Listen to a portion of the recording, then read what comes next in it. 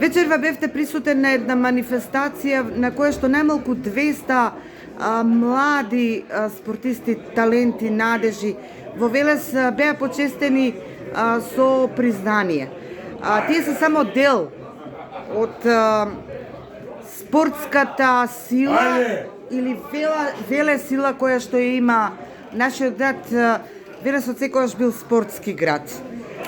Но многу често слушаме изјави токму или барања насочени од спортските клубови до општината, во која што велат со финансиските средства кои што ни ги доделувате, не можеме да си го платиме просторот за тренинзи, не можеме да го платиме автобусот, а да не зборуваме за обезбедувањето нели на неопходната опрема која што е потребна за спортистите и за нивните надпревари и тренинзи. Има ли надеж за промена? Најпрво радува фактот и оваа слика која што видовме вечерва во Велес со голем број на млади спортисти, не само Велес, Македонија е спортска нација, македонците се расположени, предодредени, талентирани за спорт и тоа во минатото сме го докажале.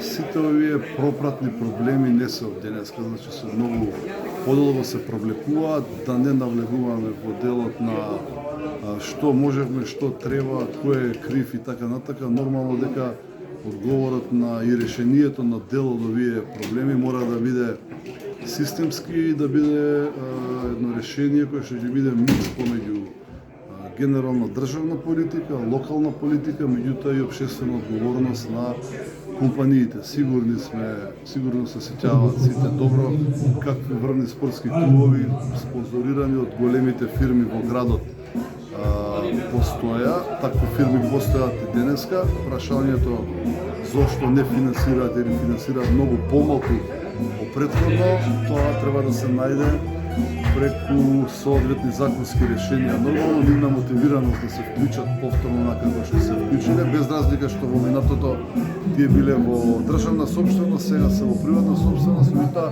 не може сите околу нас да го најдат интересот, сите држави соседни на Македонија и пошироко да имаат многу сериозни вложувања во спортот, дали е тоа младински, сениорски, индивидуален или колективен, од стопанството, а кај нас го гуреме. Едноставно моментот на донација и спонзорство не постои или е сведен на некој минимум и се е сведено на очекување од државата и од локалната самоуправа. Значи треба да се направи добра стратегија, да се фокусираме на изворите на финансирање, оние што се реални и одржливи, за да можат клубовите долгорочно да планираат и да остваруваат резултати. Зошто имаме толку многу слаби резултати? Добро да се слаби или силни резултати е многу релативно да зборуваме. Поентата е да го дадеме максимумот, да работиме и секој ден да сме подобри од претходниот ден. Сите околу нас и целиот свет работи и напредува. Тренираме и ние, напредуваме и ние. Не секогаш ќе ги имаме посакуваните резултати, меѓутоа оно што треба да го направиме е сите да го дадеме својот максимум во својот дел. Спортистите во тренингот, тренерите во подготовка на спортистите, менеджментот во клубовите во обезбедување на условите, а државата, локалната самоуправа и стопанството во нивно финансирање. Само на тој начин, со долгорочна и малкотрпна работа, секој ден ќе видиме подобри, а еден ден ќе се радуваме и на многу подобри резултати. Ви благодарам.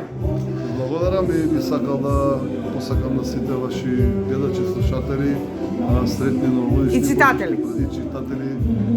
Сретни новогодишни